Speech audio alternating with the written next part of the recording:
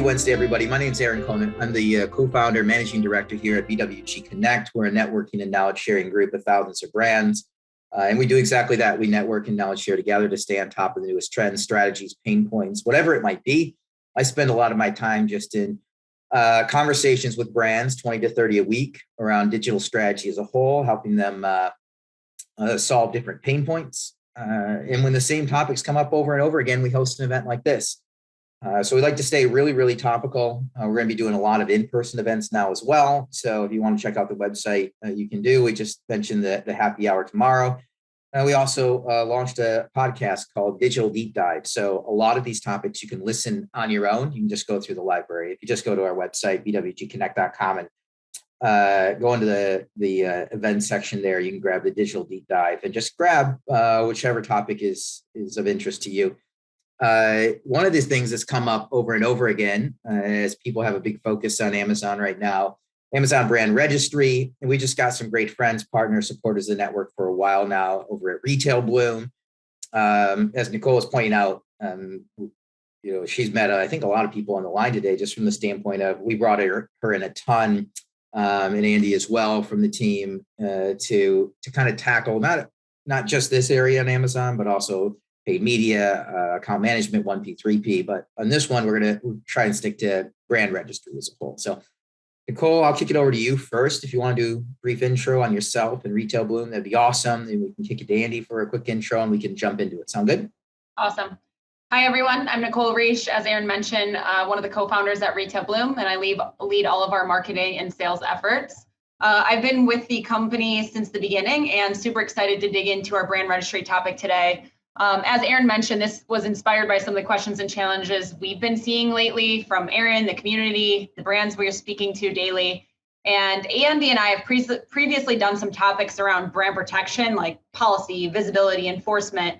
But I'm hoping today's call will answer some more of the challenges on the day-to-day tactical pieces that brands are facing, challenges all related to brand registry, and then how it's impacting their overall presence on Amazon. So with that, I'll hand it over to Andy, who leads our brand protection product. Thank you. Thank you, Aaron. Always great to be with you guys. I've been at Retail Bloom just over 3 years now, leading up our brand protection efforts. So if you come to us looking for brand protection help, or you are with us getting brand protection help, then you're probably talking with me. So I'm happy to be here. And like Nicole and both Aaron and Nicole have mentioned, it's we get lots of questions, comments about brand registry. So I think this is a definitely a good time to dive into this a little bit. Yeah, awesome. So as we go through these, the slides, everybody, don't hesitate to drop questions in the chat as we go, and we'll try to get as many answered as possible. Cool. So really quick on Retail Bloom, our overall purpose is to guide e-com success with our brand partners. High level, we have 3 unique service options. The 2 on the left represent our marketplace services, and then our brand protection services on the right. We are a full service provider as it relates to catalog, advertising, customer service, reporting, and then inventory planning. And that inventory planning piece is either us not touching the inventory, but helping with FBA replenishment, 1P forecasting, demand planning. But then on the flip side of it, we are a preferred 3P partner for some of our traditional B2B brands. And that is what we consider our wholesale model. Our system, or the how behind why we are able and how we are able to do this, is through our marketplace partnerships and experience, which is then matched with scalability through technology partners. We're approved agency partner on Amazon and Walmart, and work with their teams to stay up to date on new betas, training, and trends. And then on the right, we also leverage a full list of top software providers in the space to help us scale. And I would say that that's happening a little bit more as a value to our brands today, more so than ever. So instead of the brands having to go to each one of these individual SaaS partners, they come to us. We're a one-stop for them for all of e-com. So as we mentioned, this is a hot topic, and I want to just define why I think it's been a hot topic lately and why the perception around brand registry is changing a little bit. So the number one thing that we're seeing right now is that there's just confusion around the scope and the use of brand registry. What is it? Why should I use it? Why has it changed over the last couple of years? I think it used to be better. I think it's better now. It's not as great. All of that, right? The second thing is that there's a lot of the success around brand registry is due to the varying levels of experience or responses from that team. So brand registry is very ticket person to person. Yes, it's a portal, but it's not automated at all. You are working directly with the brand registry team. And lately there's been some headaches around their responsiveness and what they are approving and denying when brands submit in requests. And then lastly, it's just the frustration caused by the vague instructions. So sometimes you submit a case, it works perfectly, seller comes down, content gets created. On the flip side of that, sometimes you submit a case, very simple, let's update this title, and it takes 20 different cases to get that accomplished. So I think that's like a quick summary of why we want to talk about this today, because when you're not in brand registry all the time, on the brand side, you think it's going to be 100% effective all the time, and that rarely is the case, as we know with Amazon. So we want to give you some different tools and reiterate kind of what the platform is used for, and then how you can optimize it a little bit better when you're going through it. So for our agenda today, we've got a couple of questions that we want to answer for you. What is brand registry? How is it used? How can it affect your overall brand protection efforts? And then how do you limit your reliance on it? And I think that's a big one that Andy will come in, is that brand registry is not the end all be all. Again, it was more effective in some ways in the past. It's more effective some ways today, but understanding the approach and what the uses of brand registry will help you understand, how can I leverage brand registry, but how do I have to leverage other tools on the brand protection piece as a whole? And then if we have enough time, we'll get through questions at the end. But as always, like Aaron said, put as many as possible in the chat. I love doing like the rapid fire questions too. Cool. So what is brand registry first? So brand registry is part of the brand services tool set on Amazon. So there's a link right here. You can click on it. It'll outline these 4 different types of tools that they're providing to trademarked brands. The first one, brand registry, and then these other three things we won't get into today, but I want to just make sure you know once you go to this website, they're there. So transparency, Project Zero, and then they've developed a completely new counterfeit legal efforts service. So that is the first part. And then the second part is for brand registry specifically, what does it provide you access to? There's certain marketing and advertising widgets or functions, services that you're able to take advantage of. It is supposed to give you some type of catalog authority. You can also submit tickets for IP infringement and patent violations. So these are the 3 things that we're going to get into today related to brand registry. The rest of these topics we won't focus a whole ton on today. Talked a little bit about how the platform or the brand registry product has evolved over the last several years. So going back to 2015, 2016, 2017, there wasn't even a brand registry portal at all. The sellers would open up tickets. They would say, hey, I'm approved from this brand, this vendor. You would submit a letter, and then it was all within Seller Central to some extent. Then Amazon released this portal, and that portal has changed over the last couple of years. Before we get into the difficulties of brand registry, I did want to just point out that in 2021, Amazon made a ton of progress through brand registry in helping with some of the macro level things that are happening on the platform. So for example, they've denied 2.5 million Seller Central access attempts. Going back 2 years ago, it was kind of this, anyone can sell on Amazon, right? The brand registry team has done a really good job of ensuring that any new seller on the platform is legit. They have a business entity, they have legitimate products, right? So that's a big step in the right direction. The second one is that you as brands, as vendors, as manufacturers with trademarks, you've adopted the platform. So there have been 700,000 new trademark brand registered approved brands on the platform using it for all the things that we're going to be talking about. The other thing is that they run their own listing takedowns in the background without even any of those 700,000 users plus doing it on their own. So Amazon's constantly scanning the platform, looking at suspicious listings and removing those. Most of the time it's for the good, but sometimes things sneak in there that you kind of wonder why your product went down, right? But that's on purpose. They want to be looking at suspicious products. Is this counterfeit? Can we tell that that's not sourced correctly? And then they'll take it down on your behalf across the platform. And then lastly, why would they be suspicious, right? Because it ends up leading to potentially counterfeit product. So they've removed 3 million products over the last 12 months and also dug into a ton of how they can track down the product through the supply chain. So I want to start with some of the good, and now we'll get into some of the challenges. Overall, it's evolving. I think that they're doing a good job, but again, some things have gotten easier, some things have gotten harder. So how is it used? One, in order to be accepted into brand registry, you have to have a trademark, and then that trademark has to be on your products.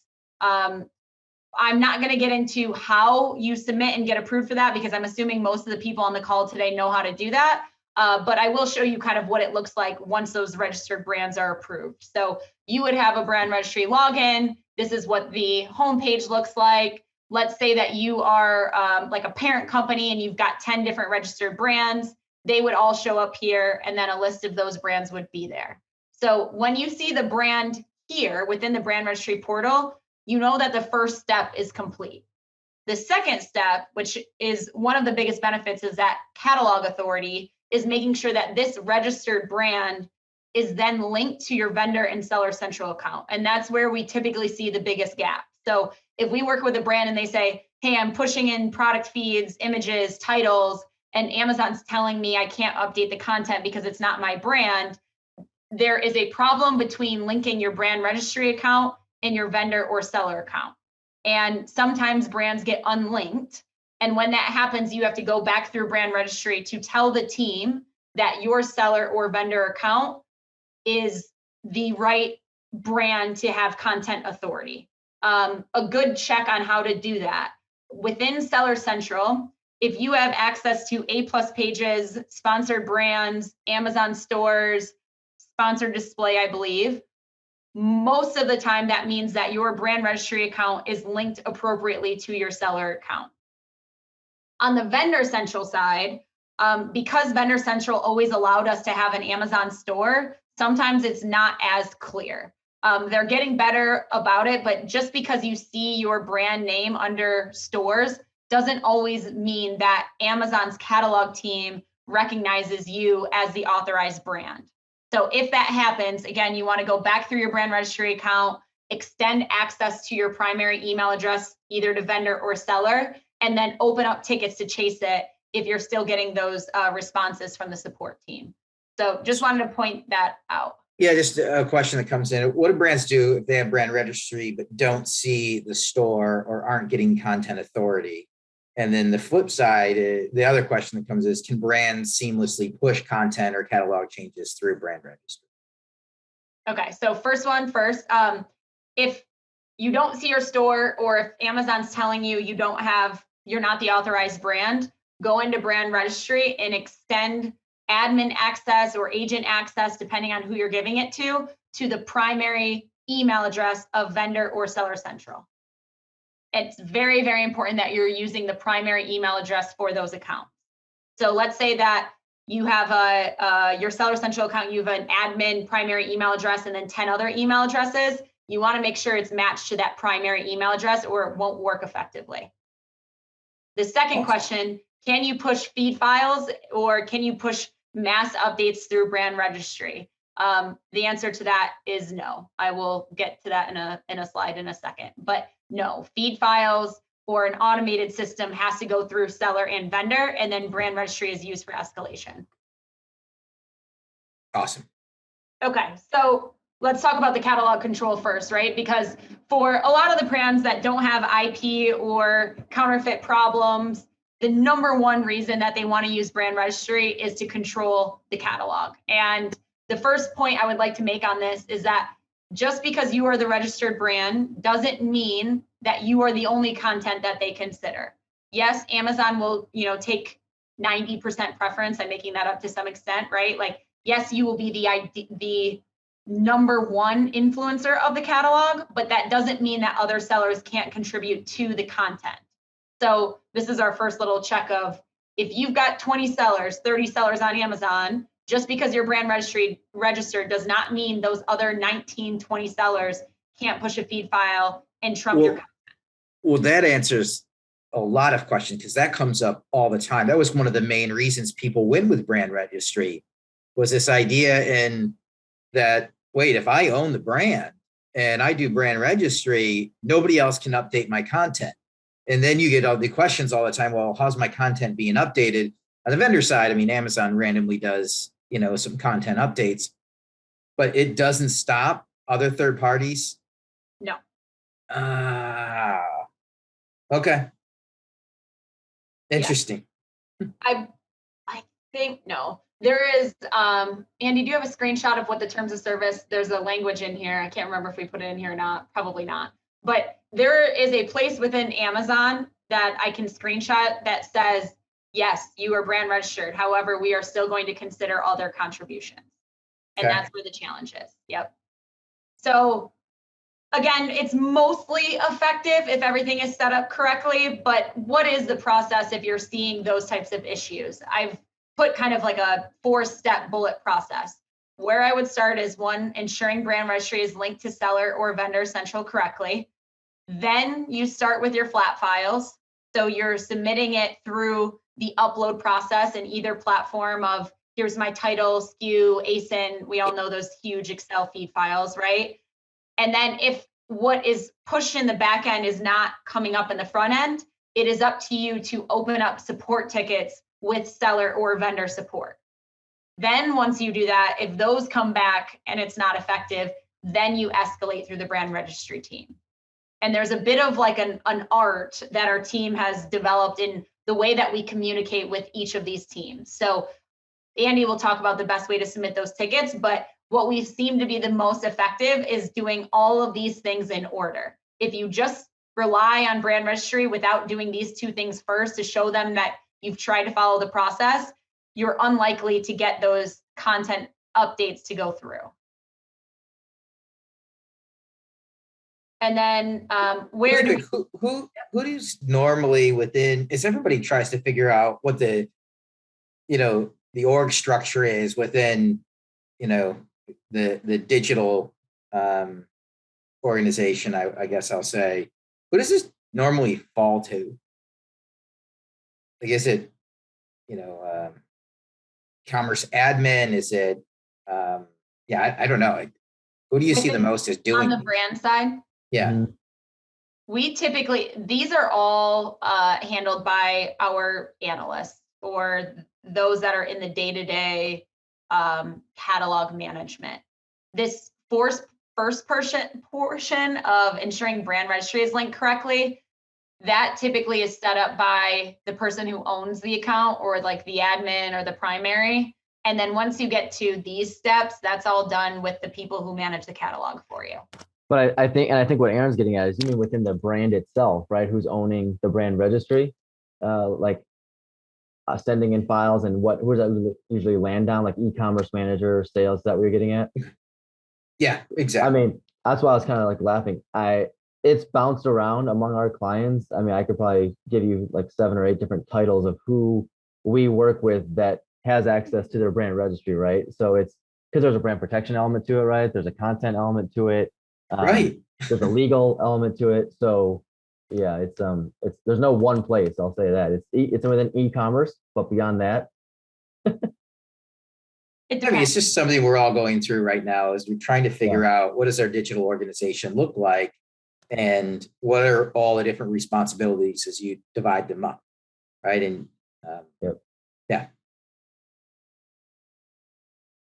So that's the catalog piece. And then just on the right, I give you a quick snapshot of what this looks like. So once you get to this 4th bullet of submitting tickets with the brand registry team, it would be under the brand registry support. You're going to come down to request a product detail change, and then you would type in the ASIN and push continue. So this is the piece that answers the question of, can you make brand registry updates in bulk? No, it is very one at a time, ticket at a time. If you want to take the feed file approach, you have to do that through seller or vendor. Okay. Sometimes you can open up one case and then upload an Excel spreadsheet if you get a really good connection with an Amazon brand registry rep, and then they'll get you on the phone, and then you can go back and forth through email and make more changes through bulk. But the beginning of it does start with a very manual process, one ASIN at a time. Okay. Okay. So Andy, do you want to take this one on the reporting a violation for IP and then potentially counterfeit?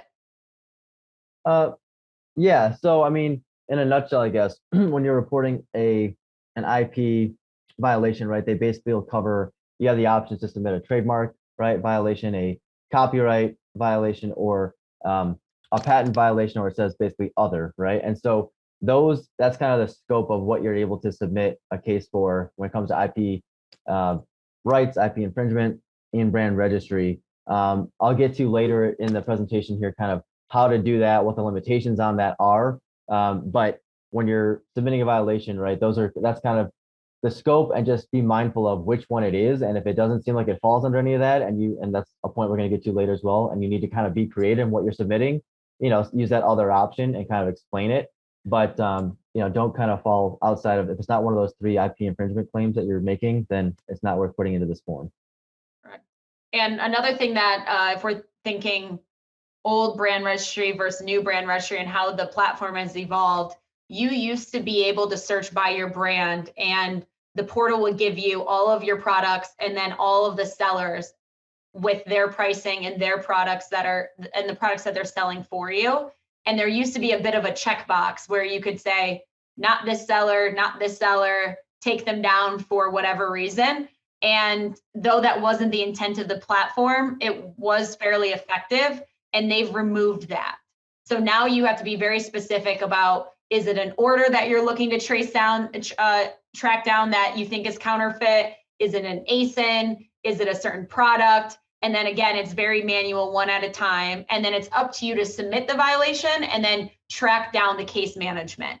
I will say that the brand registry team, their SLA is like within 24 or 48 hours or something like that. And they're pretty responsive.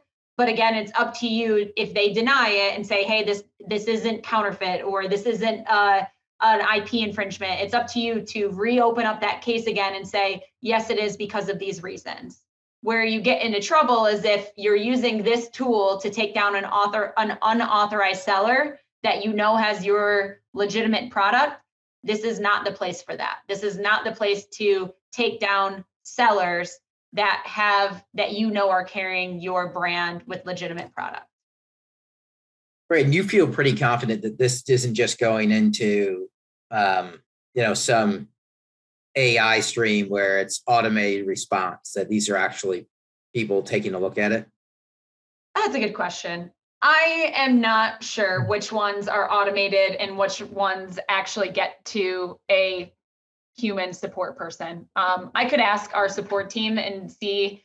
I would guess that those cases that are submitted that are a little haphazard when they're submitted without a ton of effort, and they can tell that the brand just isn't following the rules, those are probably automatically denied. Whereas those that have some substantial backing of, wow, I just ordered a product and it's completely counterfeit, those are probably escalated. That I'm not too sure about. Awesome. And I love the other point that you're making around unauthorized seller takedown. That's not what this is for, right? And if you're going to, especially, the one warning out there is, if it's not counterfeit product, don't call it counterfeit product.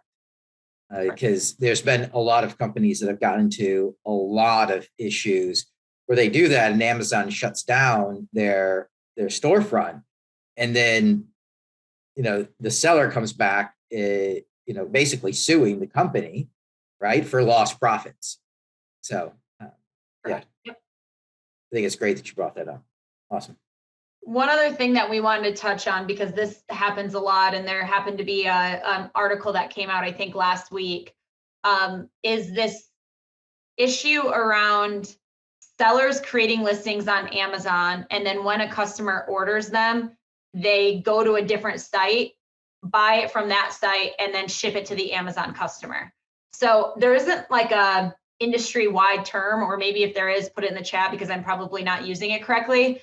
The article refers it's right here, to drop ship, but I put the rogue on there because as vendors or as brands, you have authorized drop ship retailers, right? Or drop ship third-party sellers that when an order's placed, you ship it to them. We see that a whole ton with our furniture brands. It doesn't make sense for us to warehouse the products when it's an LTL shipment, right? We'll drop ship it from the brand. That is allowed. What is not allowed is this approach where the brand, in the example of Dum Dums, had a seller, have all these sellers on Amazon, and when the orders were placed, the seller was going to Sam's Club, purchasing it at their Sam's Club rate with a discount, and then shipping it to the end consumer. And this was causing, and as you'll read in here, again, we'll send out the deck, you can click on it, or you can just Google this. It's causing a ton of issues because Dum Dums, like the rest of the brands on this call, they have their own, forecast goals, they have their own KPIs on the platform, and all of a sudden they're just seeing their buy box to go from 100 to 90, down to 80, down to 0, right? And this process is pretty difficult for Amazon to figure it out on their own. So they do rely on the brands to open up cases to remove them. What you'll find in this article that I kind of agree, kind of disagree with is that they're stating, Amazon's doing nothing about this. And what I would say is that though it's not very effective all the time, there is a process to fix this issue.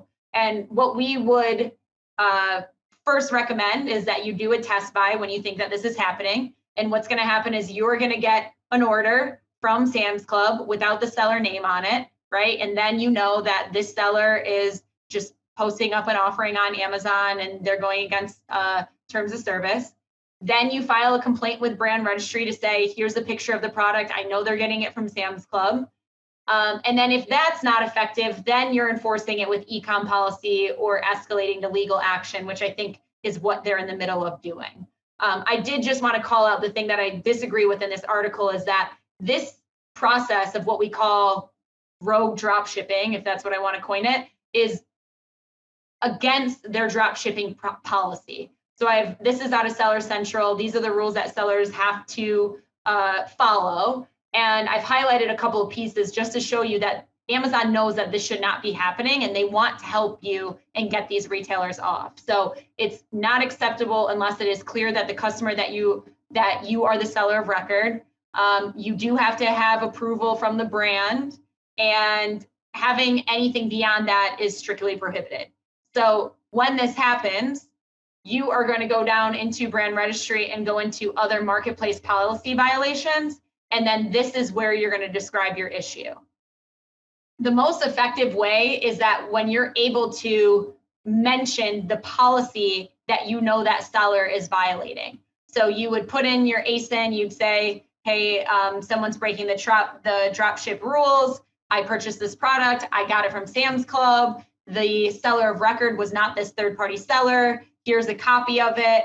Remove the seller. And this is the first step of escalating those issues because this is a marketplace violation. Again, that doesn't mean it's going to be effective 100% of the time, but the more detail you can be here and the more you can reference policies, the more successful you would be in the Brand Registry team understanding and approving that request. No, super interesting. I mean, actually just happened to me like last month. My son ordered a pair of shoes off from Amazon and it drop shipped from Dick's. So That's a violation. Yeah. So we returned it and I wrote a nice note. Well, I don't know if it was a nice note. Were they legit? What? No. They were not. I reminded my son, like, hey, don't click buy now. Cool. But I mean, that was exactly it. They came in and they were shipped from Dick's Sporting Goods. And I don't think people realize how often that's done. And not only is it when those things are on sale, but any of these large retailers that have point systems like a Dick's Sporting Goods, right? They will, they can accumulate those on the back end. And not only is it on sale when they can do the price arbitrage, but they can also accumulate points. So it's not as uncommon as we think. That's a really good call out, Aaron. Is this issue is related directly to whether or not, what your policies are as a brand, right? With pricing and sales and, the authenticity of your products and how you kind of formalize that in your policy. So if you're the only way that sellers are able to take advantage of this kind of loophole right at the moment is if there's that price variation taking place across your retail partners. So that's always something to look at, is how you're controlling those pricing differences. Absolutely. Before I get to the next spot, I just realized I was not looking at the question, so I want to answer some of these. So a question came in, can differences between a registered agent versus brand owner, what is the type of control each has? Good question. So that actually gets to this slide a little bit. I will answer that eventually, or at least I'll give you a link to in the post meeting, give you a link to what those are. One of the other things that we're seeing a lot right now is that, especially with agencies, us being one of them, we've gotten through this, but what we've found is that you have to be very careful about who you're extending brand registry to and who has access to your primary email address for your seller or vendor account, who has agent access, and who has brand owner access. So the first thing I would say is that if you are working with a company or someone outside of your org with a different IP address or whatever it might be, make sure that everyone logging into your accounts is using a VPN. That is the number one thing that we've implemented within our company over the last 12 months, because what happens is that those individual contributors or the agency that you're hiring, they're logging into your account with a certain email address that also is the same email address that they use for other seller or vendor accounts or the other brands that they're working with.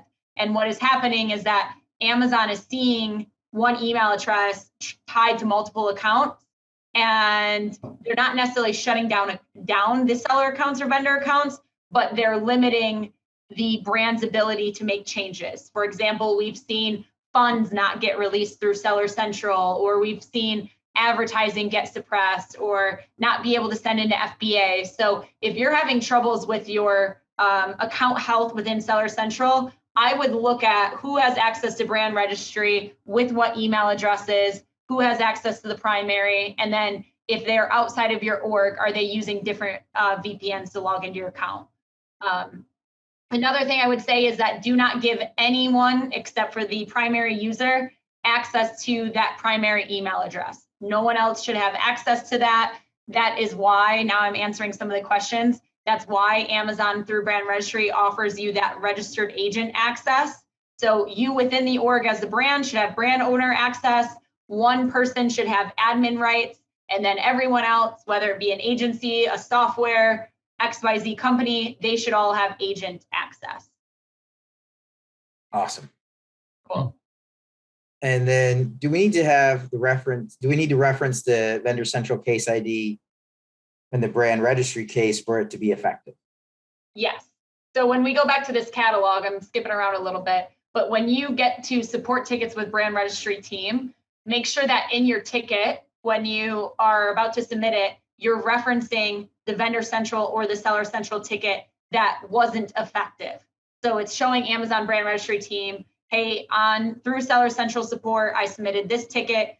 I've tried to escalate it. It's not working. Now I'm coming to you. Yes, the more information you can provide to them to show them previous work that the teams have done is beneficial.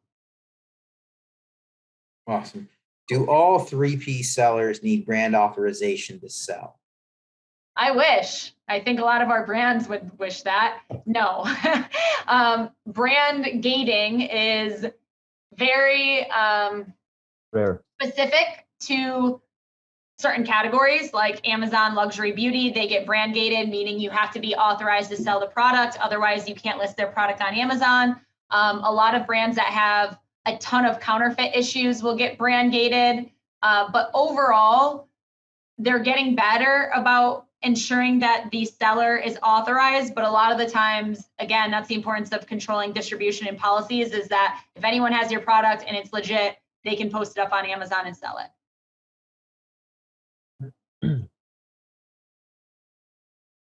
Okay. I believe we've gotten through all of the questions. So at this point, Andy, I'll hand it over to you to talk about the effectiveness, which we touched on a little bit, but hopefully this is a little bit clear. Yeah, I mean, as we enter kind of the second phase of the presentation here, kind of two things to keep in mind, right? One is Amazon is huge, right? It's a huge part of selling online, but that's not everything online, right? I'm sure your brand is selling probably elsewhere online as well. So where does this all fit, right, within your general brand protection scheme? What can you use it for? What's it successful in enforcing, right, and what's it not so great at enforcing? So this first slide, kind of to kind of give us like a summary to start from, what Nicole is kind of hinting at, and what we want to kind of point out generally is what's useful, what's really successful in brand registry submissions is those counterfeit claims, right? If you're submitting legitimate counterfeit claims to brand registry, they're infringing on my patent, right? This is a fake product. This is not my product. That's a high success rate. They do not want counterfeit products on the marketplace. They're very responsive to that, and if you support it with evidence, you're going to see a high success rate in getting counterfeit products removed. Similarly, but not quite as intense of response, I guess, is copyright claims. So it's rare to have a very great like legitimate copyright claim, because the problem is if you've authorized anyone to use your images, your content on Amazon or its affiliates, right, which is extensive. So in Amazon International, right, if you've authorized anyone to use that image or that piece of content, then you're not able to submit a copyright claim, because now that's kind of out there for the world to use on that listing on Amazon. So it's very difficult sometimes for brands to make that authentic copyright claim. But if you have it so that you've never authorized anyone to use those images, copyright claims are pretty successful through brand registry. That's something they care about. They respond to that pretty quickly, and you'll see a pretty good success rate with copyright claims.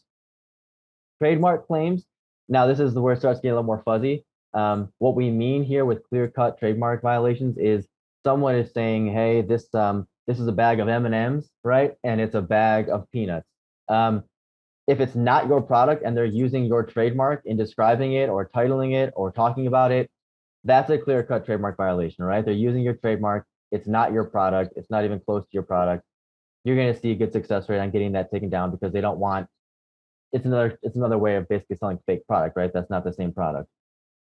Now, when it's hardly ever successful is when we talk about unauthorized sellers, and Nicole was kind of hinting at that a minute ago.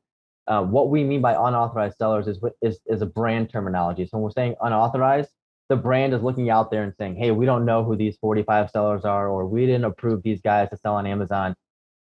Amazon doesn't care, right? They're not your brand selling police, right? They're not going to be out there grabbing retailers or grabbing resellers that you don't know and taking them down just because they don't have your permission to sell. And that's where obviously we get a lot of questions, we get a lot of service and support, is this area where we're trying to control sellers. Hey, Andy, Yeah. quick question on copyright claims.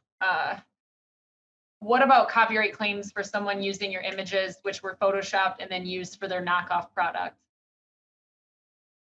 Yes, no, that's definitely more of a legitimate copyright claim. If they're taking your own image, altering it and reposting it, you didn't give them permission to do that, right? You did not give them permission to alter your copyrighted photo. So that would be definitely something worth submitting.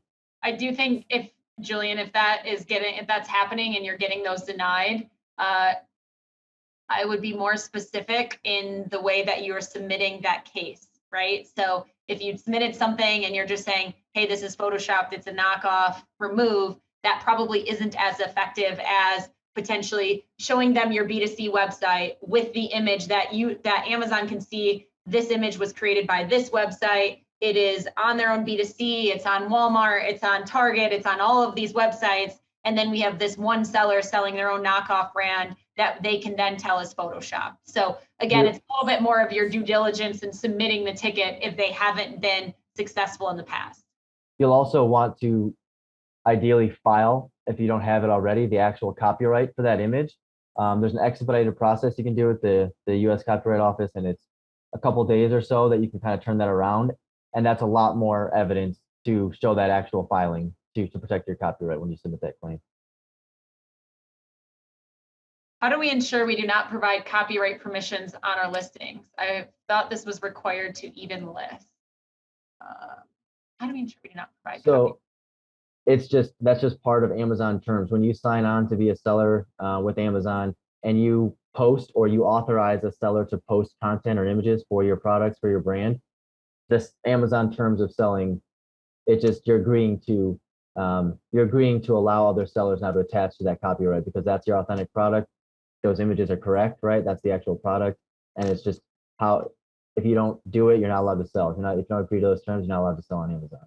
Yeah, another use case for that is, let's say that you're on the Vendor Central platform, you have images that you upload for a certain product. They take your image and then they host it on their site. So if you right click on an image, you'll see that it's an Amazon hosted URL. And I think that kind of backs up the piece that if you provide those assets to Amazon, they're to some extent theirs. And as long as the products are legit and not counterfeit, other sellers are able to link to that ASIN to then sell the product. Yep. All right. So the really one that I do want to address here is talking about, well, in what cases does copyright come into play? Yeah. And I think you were saying if they're taking your images and using it to sell a product that's not there, that's not actually that product. Yeah. So think of a scenario where you don't have 10 of your products, right? You only have a certain number of your products on Amazon. Someone goes on your website, grabs 5 images for products that you don't sell on Amazon, and they list those products now on Amazon without your permission. That's copyright infringement. They're taking photos that you did not grant Amazon or one of, a seller to use on Amazon, and they're posting it without your permission. You're using your images in that way. That would be copyright infringement. And the other thing just I wanted to throw out there just to some brands in case they're thinking of it is, we've done a webinar in the past on, brand protection and removal of unauthorized resellers, which is possible to be able to remove them, but you need to have certain policies in place. The first sale doctrine says anybody that's bought your product can resell at any point in time. The Lanham Act says that's only true if it's the exact same product that's, being represented. And so there's some different ways you can do that. More than happy to share, invite you to the next webinar we do that, share you on a webinar we've done in the past in regards to that. Or, one of our podcast episodes tackles that exactly. So more than happy to make those, because I think some people might be thinking, hey, how do I take down these unauthorized resellers? I was hoping to do it via copyright. And you said, don't do patent. If it's not patent, copyright may not work. Well, then what is it? And that's another at least hour discussion. Yeah, and I'll touch on that in just a moment as well. But yeah, that would fall under trademark. And but I think I'll hit on that in a slide or two. How do we do it, right? Kind of what is the way then to get rid of those guys? So just, I guess, kind of drilling in a little bit more on how to have a successful, brand registry experience, right? Here are some tips that we've kind of gained over the years of using it. One, make sure your claims are legitimate, supported, and worthwhile. So it's not only that, hey, pick, get the most bang for your buck. If you see a mom and pop seller out there selling one item that they have, the price is above map, they're not getting the buy box, that probably isn't the one that you need to focus on submitting to brand registry, right? Pick the ones that are most disruptive, the ones that are causing you issues, disrupting your content, that have more than, a couple listings. Pick the biggest disruptors to submit through brand registry, support it with evidence. And 2, don't submit questionable or unverified claims. So if you're just submitting something to Amazon's brand registry and hoping they're going to do the legwork to find out if that's really the case, that's not going to work, right? You need to submit it with evidence. Make sure you have the screenshots, the copyright, like I mentioned, right? Ideally, you have all of your ducks in a row when you're submitting those claims. Don't lean on the brand registry team to go find the evidence or to go find the trademark filing, right? Have all the evidence there when you submit it. Thirdly, stay within their Amazon's express enforcement scheme, right? So that's kind of getting to what Aaron and I were just talking about, is don't ask them to go after sellers simply because they're unauthorized in your view, right? Or you don't know who they are. Use your bullets wisely, right? So when you're submitting things to brand registry, don't waste time on things that aren't in the scope of brand registry, i.e. unauthorized sellers that you guys don't know who they are. You want to focus on the big things that matter, right? The counterfeits, the big copyright infringements like we were just talking about. So, and then finally, be creative, because like Nicole was saying, you might get one rep that's really focused on talking to you. You'll get on the phone, you can email back and forth, and you submit another claim and it might not get a response, right? And so you just have to kind of sometimes massage how you're submitting the ticket and, provide more evidence the next time you submit it. But one thing I was calling out here in that photo below is there's there's terms in their selling guidelines that say, right, if it's not a new product, the condition is not new if the warranty isn't attached.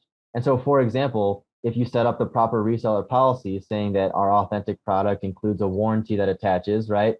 And these sellers are not part of our program, therefore the warranty doesn't attach. It's just a creative way to kind of use Amazon seller terms to your best interest and see if you can get the response that you're looking for from a certain representative, right? So think outside the box, but don't cry wolf, if I had to summarize this.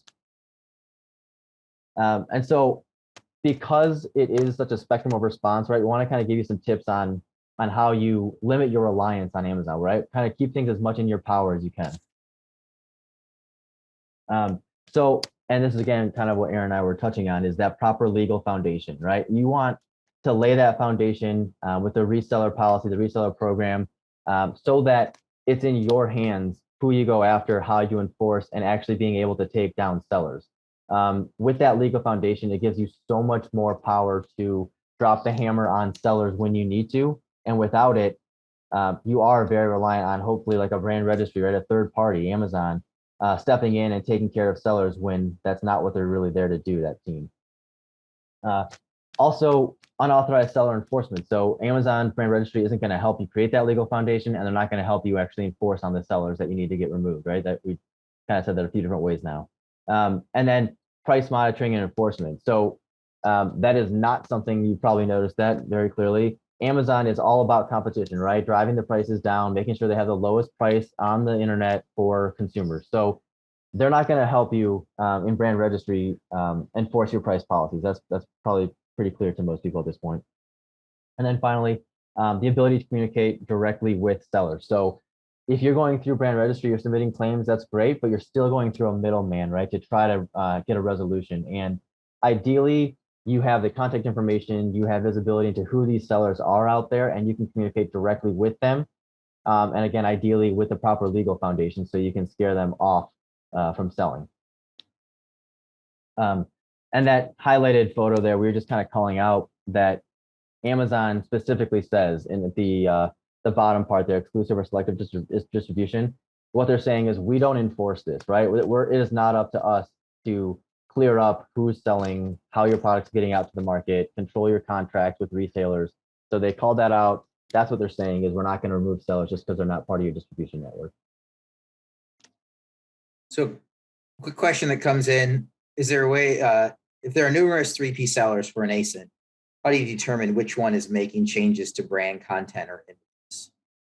Is there a way to tell? There is not a way to tell through brand registry. You can sometimes back into it based on the image or the content that they're changing. I'll give you an example. So, and not so much today, but definitely in the past, every time Zappos, which is an authorized seller, by the way, in most cases, they're great, but twice a year for a lot of the brands that would carry their products both online and on Amazon, when they push the catalog live or their offerings, they would end up changing the primary images to the images that you would see on Zappos.com. So I say that because you can start to look at the content and then maybe look at that approved or unapproved seller's website and start to connect the dots of this content is also on another website. My guess is you push it here and you push it there. Then we get on the phone with Zappos and we say, hey, we love that you guys, one, stay at MAP, and two, also, have a great offering and a great value to the brands, but we need you to turn off your catalog contributions on Amazon. So that is, again, once you get to the authorized policies that Andy is going to talk about in about one slide, that is one of the other communications that requirements that we recommend brands communicate to their authorized sellers. You are allowed to sell on Amazon, you're an approved seller, but you need to link to our ASIN, to our UPC. You are not allowed to push UPC. You're not allowed to push your own content contributions. There is not a way for Amazon. Sometimes they tell us sometimes the support team will end up telling us, even though they shouldn't, hey, this seller was the one that pushed that content, but there isn't any automatic visibility into that through a vendor, seller, or brand registry account. And just to kind of build on that, if the only way that you can really even start backing into possibly who is doing that is if you have a limited number of sellers on your listings, right? So the more sellers you have on there, if you don't keep them somewhat clean, you have no chance of figuring out kind of where the problem is coming from, right? So In that situation, I know what she's talking about. That was probably a handful, like 3 to 4 sellers on these listings. So it's easier to tell where the changes are coming from. If you have 40 or 30, 25 sellers on a listing, it's a lot harder to figure that out. All right, Awesome. so yeah, so just kind of 3 quick methods that we want to point out in how to surround your brand registry efforts, right? To get the most out of your brand registry efforts and your brand protection enforcement overall. So one, obviously you want to have that legal foundation that Aaron and I talked about a little bit ago, but to do that, you need to make sure your IP is properly recorded, right? So whether that's patents, trademarks, copyrights are increasingly important when you're trying to enforce against sellers on these marketplaces. Make sure it's recorded for the items that you want, and then create that reseller program that we've hinted at, where we're basically formalizing the authenticity of your products, right? What attaches to your trademark, so that you can then go after those people who are not part of your program and say they're selling materially different products and they're infringing on my trademark. That's how you kind of lower that or drop that legal hammer. And then two, you want to make sure you have visibility not just on Amazon, right, which we're talking about a lot today, but we all know there's more than Amazon out there, and you want to make sure you're seeing everything that's going on, because you may be just submitting tickets over and over and over again to fix things on brand registry, and you may be trying to tell your sellers over and over again on Amazon to get their prices in line. But we all know there's elements outside of Amazon, there's websites outside of Amazon that are affecting what's going on with your listings, with the pricing on Amazon. And so you want to be able to see the entire landscape of who has your products, where, with what images and what pricing. And that's what visibility is absolutely crucial for. And then finally, implement a manageable enforcement solution. And what we mean by that is every brand is a little bit different, right? On the extent of the catalog, right? How many UPCs are you controlling? How many approved retailers do you have out there? And so kind of the second and third bullet points there, right? What the resources look like internally that are needed to keep this kind of clean and stay on top of it. And the personnel that might be needed to do that are going to be different for every brand. We get that question a lot.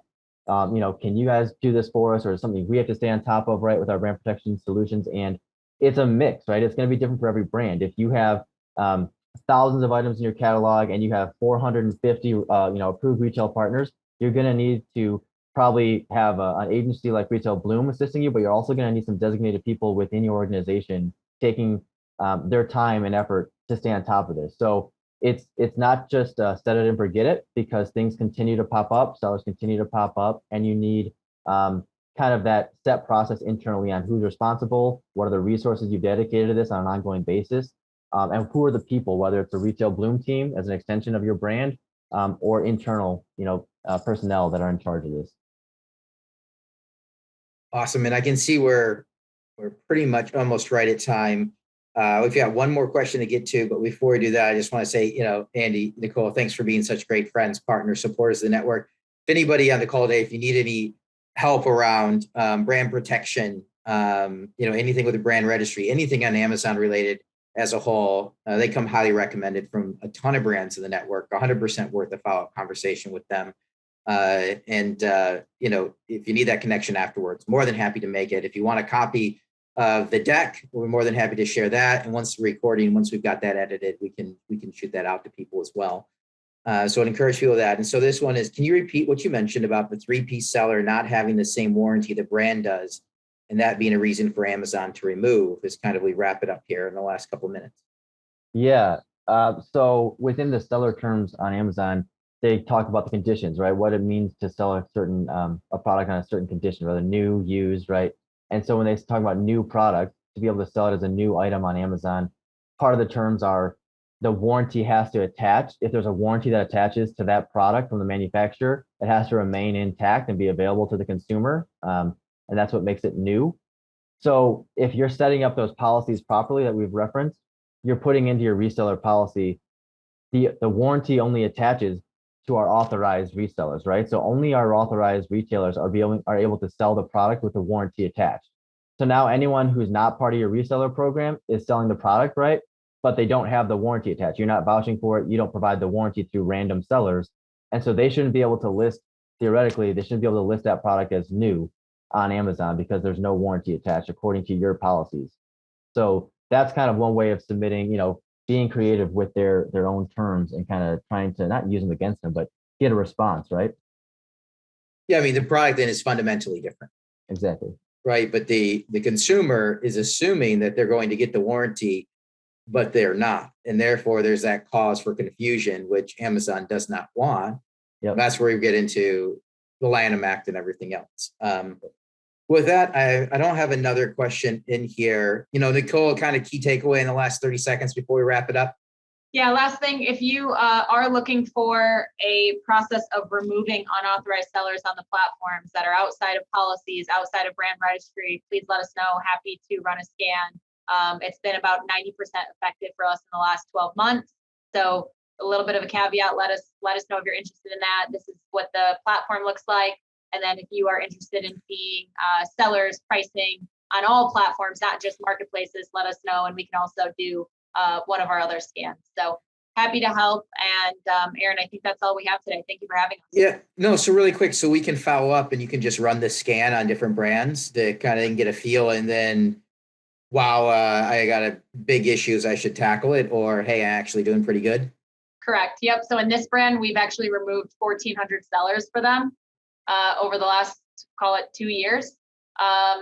300 review right now, and another 1,000 have popped up. So global brand, lots of distribution problems, but this has this, in addition to this platform, has helped significantly, especially in the US. So yes, happy to do that. We can tell you all of your sellers, all of your pricing, all of your websites across the net for your brand or a list of brands.